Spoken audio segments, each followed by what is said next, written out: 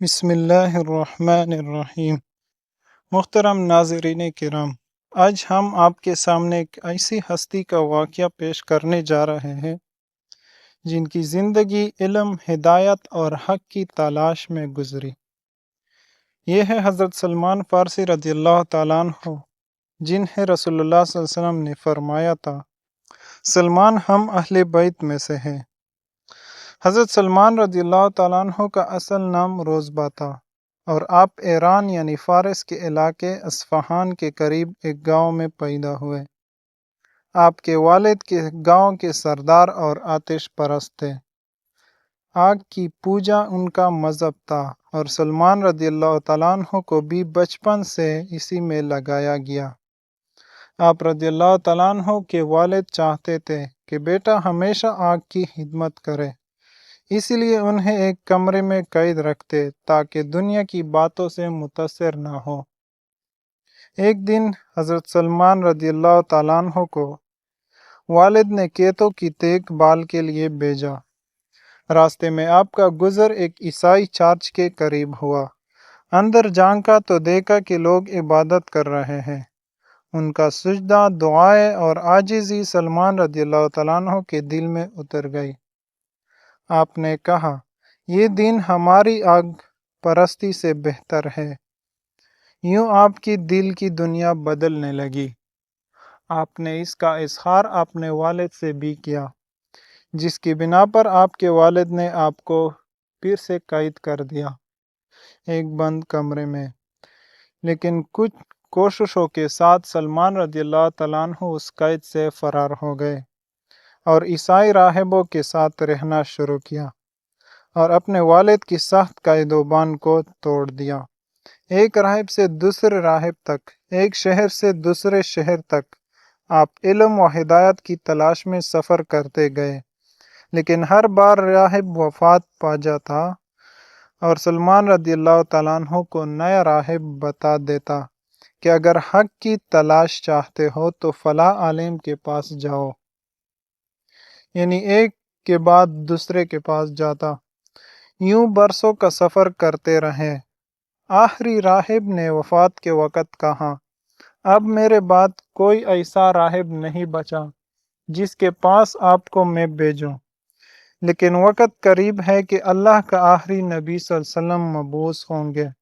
وہ عرب کی سرزمین میں آئیں گے۔ ان کی نشانیاں یہ ہیں، وہ صدقہ قبول نہیں کریں گے، ہدیہ یعنی تحفہ قبول کریں گے، اور ان کے کاندھے کے درمیان مہر نبوت ہوگی۔ یہ سن کر سلمان رضی اللہ تعالیٰ عنہ کا دل تڑپ اٹھا۔ آپ عرب کی طرف نکلے، لیکن بدقسمتی سے راستے میں کچھ لوگوں نے دھوکہ دیا اور آپ کو غلام بنا کر بیچ دیا۔ یوں حضرت سلمان رضی اللہ تعالیٰ عنہ مدینہ منورہ میں ایک یہودی کے غلام بنے۔ یہ وہی مدینہ تھا جہاں رسول اللہ صلی اللہ علیہ وسلم نے ہجرت فرمانی تھی۔ جب رسول اللہ صلی اللہ علیہ وسلم مدینہ تشریف لائے تو حضرت سلمان رضی اللہ تعالیٰ عنہ نے ان نشانیوں کو پرکھنا شروع کیا۔ ایک دن کھجوروں کا صدقہ لائے، رسول اللہ صلی اللہ علیہ وسلم کے سامنے رکھا۔ آپ صلی اللہ علیہ وسلم نے فرمایا، ہم صدقہ نہیں کھاتے۔ دوسرے دن ہدیہ پیش کیا تو رسول اللہ صلی اللہ علیہ وسلم نے قبول فرما لیا۔ پھر ایک دن حضور صلی اللہ علیہ وسلم کے پیچھے دیکھا اور کاندھے کے درمیان مہر نبوت کو پہچان لیا، جو کہ روایت میں آتا ہے کہ رسول اللہ صلی اللہ علیہ وسلم نے خود دکھایا تھا کہ یہ دیکھیں۔ حضرت سلمان رضی اللہ تعالیٰ عنہ کے آنسو نکل پڑے اور انہوں نے فوراً اسلام قبول کر لیا۔ غلامی کے بعد آپ رسول اللہ صلی اللہ علیہ وسلم کے خاص صحابہ میں شامل ہو گئے۔